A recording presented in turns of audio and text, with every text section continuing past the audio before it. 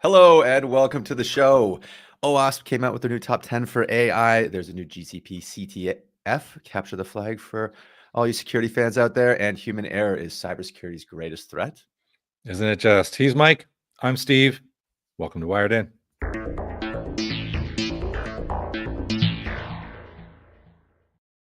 Yes, Wired In, our eclectic show where we discuss 10 interesting articles that have come out in the tech space. Some techie, some kind of crazy stuff, and some just downright weird. Yeah, all of the articles and links are described below. Hit the bell to be notified when we go live because it's sometimes unpredictable. Just like the show. Just like the show. And speaking of unpredictable, something that isn't linked below, and I'm just going to randomly do this, a self-gratuitous plug is... He reads and he writes, folks. It's crazy. Look at that second name. Who's that guy? Steven. Who's Steven? O'Reilly. Yeah, that's what my mother calls me. There you go. Available in all good Amazon and O'Reilly outlets. How many can I put you down for, Mike Foster? I'll take 4. They make a great stocking stuffer and possibly firewood. And door stuff. Door stuff. I'm just kidding. No, I will want a copy signed, of course, to yours truly. Please and thank you. That's right. No copy goes unsigned. Okay. Fantastic. On to the techie stuff. Let's kick it off with some AI, of course. Yeah, this blew my mind. I caught an article. The article it's on here somewhere, but it was released on Halloween. Which was about the OWASP new guidelines for security governance, and I was like, oh, that's pretty cool. And then I realized, holy crap, they launched a whole new website, the genai.owasp.org, and it is pretty badass. Like, it's got all sorts of the usual stuff. It's got the top 10 LLMs, but it also has the new guidance which just came out here. One of the longest URLs ever. This huge thing. Expanding the Gen AI security guidance, handling deepfakes, a center of excellence. It's like, where did this come from? You can see this is just like, boom. The AI right article? Why is AI capitalized in one spot, but then not in the other? Building an AI, interesting, right? You're so pedantic, but that's accurate. Huh. The AI did not write it then. That's a human error. And we'll come to that later. But it's pretty good. There's a lot to take in.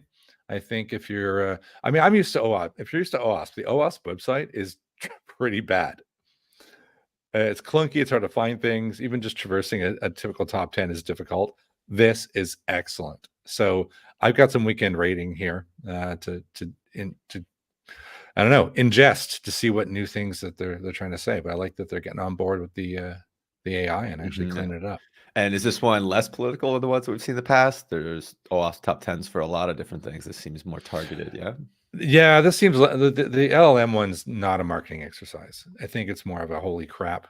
We should have to get on this. Yeah, gotta get on this. I think you'll probably see some rapid iterations on it too, because the first one came out, and then there's like oh, the prioritization needs more discussion, right? I like the fact that I was over reliance on AI as my favorite one on the list, and I think wait 6 months and that's gonna be number one. So, and there's gonna be a lot more AI topics, multimodal, a bunch of random stuff. So there'll be a lot of stuff. Right. Agents just OpenAI just released their agents through Swarm, and then we'll talk a little bit about that in 2 seconds, actually. But it's like, yeah, it's gonna get crazy. All right, crazier. Speaking of. Second article on the list, the future of application security, integrating LLMs and AI agents into manual workflows. So yeah. It's a good read. Yeah, did you get through it? It is big. Like, it's not you sit down and get a coffee before you get into this one. But I liked it because it's not like AI integrated into SAST where it's in your IDE. It's like, okay, I'm getting suggestions and Copilot stuff. It's talking about boring stuff like code reviews, and I thought it's pretty good. And what I like the most about it is that there's code examples and there's videos that show you, like, here's a bunch of theory, and then he gets down there and there's quite a good diagram that she expands on, and I actually expanded on it here because it was so hard to read, where he's talking about the various stages of reviewing a technical specification, and he uploads it, and the agent sends back risk classification followed by risk assessment and why. And if you watch the video, it actually produces like a JSON machine ingestible risk classification, and then starts saying, and this is why, with like criticizing encryption methods and logging. And it was very cool. Yep. And then if you want to do it yourself, get to the bottom. It's like there are code snippets that can help you try and do something similar. And I was like, I like this guy. This is hands-on. Yeah, it definitely feels like hands-on learning. It feels like that they were tasked with trying to implement this, and this is their learnings. It's a good write-up. I also found the funnel talking about how typical enterprises ingest security information very useful. It's like, we do typically have to go through this process. It's sometimes broken. We need a way to simplify this. It doesn't necessarily need to mold into this one, right? Yeah. But yeah, I mean, I think the visualizations were good. Definitely worth the read. Yeah, it's real world pain. I like it. You like real world pain? I don't like real world pain. I like that it's referencing these are real problems. Here are some real solutions with AI that are not overblown. Exactly. And we do have a friend that's trying to solve some problems through a little club that he's built. Friend of the show in the Cloud Native Club. Yeah. Well, Steve Wade is I would say, Kubernetes security guru. He's one of them. He worked at KSOC for a while, which is now Rad Security, and subsequently launched his own thing. I don't know if this is his job now. I'm a little confused as to whether he's just gone full on community, and he's calling it the Cloud Native Club. I've joined it. It's pretty fun. There's a lot of good people talking about real problems, and he is like, I don't know if you follow Steve on LinkedIn. Are you connected to him? Yeah. Mm-hmm. He is like a prolific LinkedIn like wizard. Yep. All of a sudden, I don't know where he sold his soul to the devil at the crossroads to get so good at social media, but something happened, and I think it's paying off because he's got quite a few people in this club. And I asked him about it, and he said, "Well, not everybody has the money to go to conferences. Mm-hmm.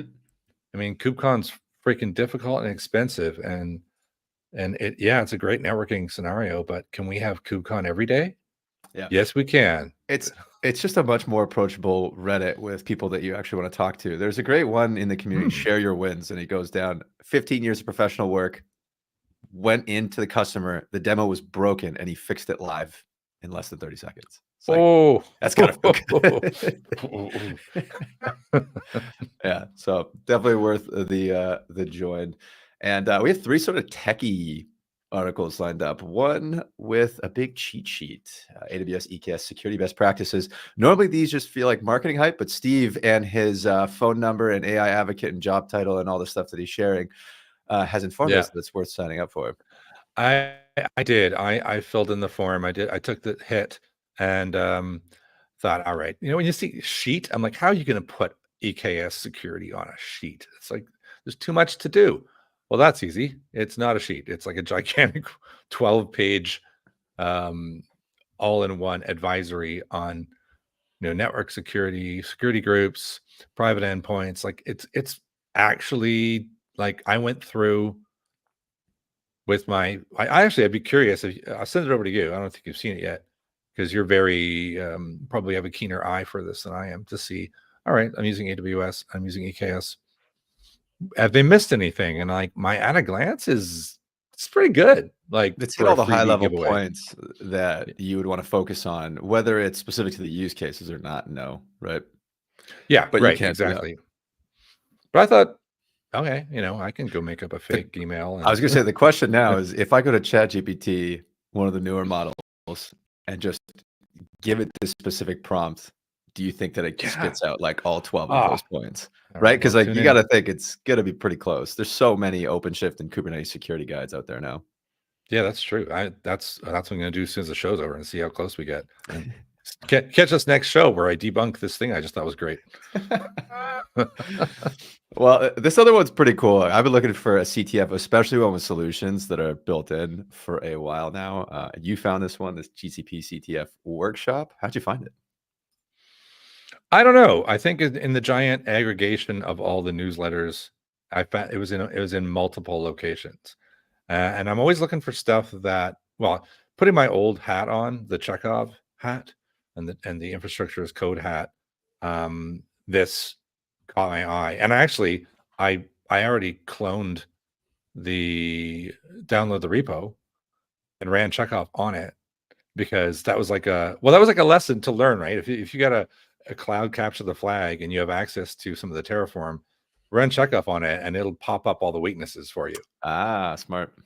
Yeah, I ran Chekhov and it was good. Like you can quite clearly see that this is intentionally vulnerable, and it was run at the B-Sides New York. They did it live, and they were kind enough to release it to the world so that you can have a go. But of course, obviously with a massive caveat that you are creating a totally vulnerable Real cloud. So production systems, yeah. Be careful about it. But it's great training exercise, and great if you are like from another completely flip side on it into infrastructure as code security, and you want another example. Mhm. It's pretty sweet, and it's got some Kubernetes in there too. So in the manifest, you find there's a bit of not so hot manifests in there as well. Okay. Check it out. And then you have a tool here as well. Yeah, I went a little crazy this week on hands-on. I put a video on LinkedIn this last couple weeks ago, because I was talking to the yay Canadian open source tools out of Boost Security, and I was kind of becoming a bit of a fan of one called Poutine, a delicious gravy cheesy snack that also looks for supply chain vulnerabilities. And then I found another one. This one is super new. It's got a lot of contributors, like 11 contributors, which I think is a really good sign. Doesn't really tell you what it does, but I think like outright, but what I can see it does is that it looks for some of the similar misconfigurations within GitHub workflows. But I think it's also looking at operational risk, dodgy commits, like things like that, also within the repo, not just straight up workflows. So I think it's got a slightly different security hat on, where I think the only time I've ever seen something looking at operational risk or behavioral risk. I mean, obviously, I think Endor does that, but Mhm. like ages ago, Black Duck used to do that, and they always downplayed it. And I thought it was a brilliant way to look at a repository, right? Are you talking about Particularly old after the Black Duck or new Black Duck? Oh no, old and new Black Duck, but oh yeah, no, I don't know. I don't even know if the new one does it. But after the XZ utils, where you've got people are now suddenly focused on, well, who is contributing Mhm. and what does their behavior look like? I thought it was interesting that an open source tool came out claiming to try and take a look at things like that. So I'm gonna take it for a spin in the near future. Cool. Check it out on Tool Time. Until then, crazy stuff. Yeah, all the crazy headlines. I'm sure a few people saw this one. Russia fined Google more than the Earth's entire GDP for a millennium. Yeah. Stupid.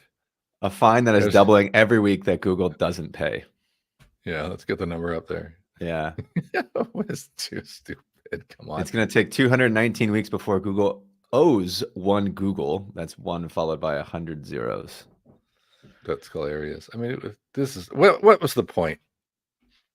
Yeah, so Like, I think they did this across a bunch of different providers, basically saying like you're not distributing Russian state-owned propaganda, and so they started finding those television providers, and it started at a low amount, but because Google was considered one, it kept doubling it, doubling it, doubling it, doubling. They refused to pay. Whereas the other 15 providers, I think Snap decided to change their tune and distribute propaganda. That's how that started. No. I just came across that. It's like, oh, Google's going bankrupt. Yeah. Better get some good AI money. Yeah, literally. I think I've seen this article on every freaking source ever. It's great. It's maybe our WTF of the year. Yeah, onto some more reasonable fines, and this is from the U.S. government this time. The SEC charges 4 companies over misleading SolarWinds disclosures. This is related, obviously, to the SolarWinds in 2020. Yeah, 2020. Yeah. Basically, they downplayed their impact. So Checkpoint, Memecast, Avaya, and Unisys were all impacted by the SolarWinds exposure / hack. However, they claimed that these events were hypothetical. So Avia stated that only a small number of its email messages had been accessed when it knew it was at least 145 files as well. Ooh, And they yeah. didn't disclose the impact of that access. So it's pretty crazy. $1 million fine for that. We're going to see some, say, more pointed disclosures. Also, SEC now has that 4-day rule, I believe, right? We've talked about it previously on this show, Mhm. where as soon as you get hacked, you have 4 days. You can file for an extension with the SEC claiming national security interests, but that has to be disclosed very quickly. Kind of interesting that the SEC is the one cracking the whip on security companies and leaks, but Yeah. it's an interesting way to keep people accountable. Hit them where it hurts. Yeah. Surprising the security companies in there too. But I mean, I'm not shocked. I mean, is it better to pay $1 million versus risk the backlash of your security company got hacked? yeah, I suppose. I guess Yeah. the security companies are also getting cybersecurity insurance. Oh God. On top of that, on to not notable article. Just funny that they have to write it down every single year. We have to talk about it every single year. Yeah. Survey finds human error is cybersecurity's weakest link. Oh my gosh, really? Anything to say here? Was it? I don't know. This is Captain Obvious, I suppose. Again, what was the was there a report? What was the survey? Who were they surveying? I didn't catch that. I kind of glossed over this and just laughed.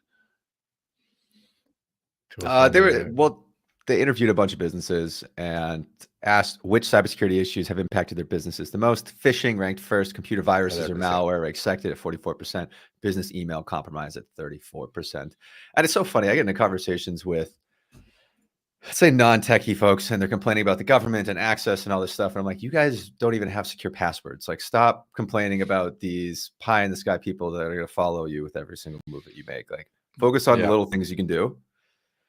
And then you can get really crazy with your security issues later. I think that goes for businesses as well. Mhm. I know, shocking take. Yeah. All right. Well, check back next year. We'll have the same article for you because human nature doesn't change. Nope. We need a Fallout quote there. War never changes. No? Yes. All right. Moving on. Last article, probably one of the most controversial ones that came across my desk. Several Russian developers lose kernel maintainership status. This is for the Linux maintainers, and they are in Russia, and they were kicked off of maintainership status. That doesn't mean they can't contribute. That doesn't mean that they're not available to show up to all the meetings. They just cannot be maintainers anymore. Linus Torvald publicly supported the action, and if you click on his little link there, you'll see his email in which he went into depth about, if you scroll down a little bit, you'll see he says it's an interesting call out. If you haven't heard of Russian sanctions yet, you should try to read the news someday. And by news, I don't mean Russian state-sponsored spam. Just sending me a revert patch, please. For mush you call brave. I'm finished. Did you think I'd be supporting Russian aggression? Apparently, it's not just lack of real news; it's lack of historic knowledge too. That's great. I hadn't read that. That's awesome. Yeah. So it's an interesting one because how do you navigate these situations, especially in the open source community? It is theoretically very anti-open source, but are we really claiming national security interests into upstream Linux now? Because then it doesn't really feel open source, does it? It doesn't, but then again, I don't know. Nobody uses Linux anyway, so I don't know what they're worried about. Nobody uses Linux. Yeah, nice. I run Arch, by the way. Yeah. All right. Any thoughts? Last minute things? No, that's go after Linus. No hot takes. Okay. No. I like him. He's funny. He's always got attitude. Yeah. If there's any Red Hatters watching, it has sparked a big debate internally. Oh yeah. Oh yeah. Well, because open source advocates, right? It doesn't really feel like it's open source when we're crossing those boundaries, but who knows? Hey. All right. Good show. Yeah, good show. That was it was 10 articles. It was some crazy stuff. check back maybe next week, maybe 2 weeks later. Make sure you hit the bell so you know when we go live. Until then, it looks like Steve has frozen on his screen. So I'll say that's Steve. I have. I'm Mike, and have a good rest of your day.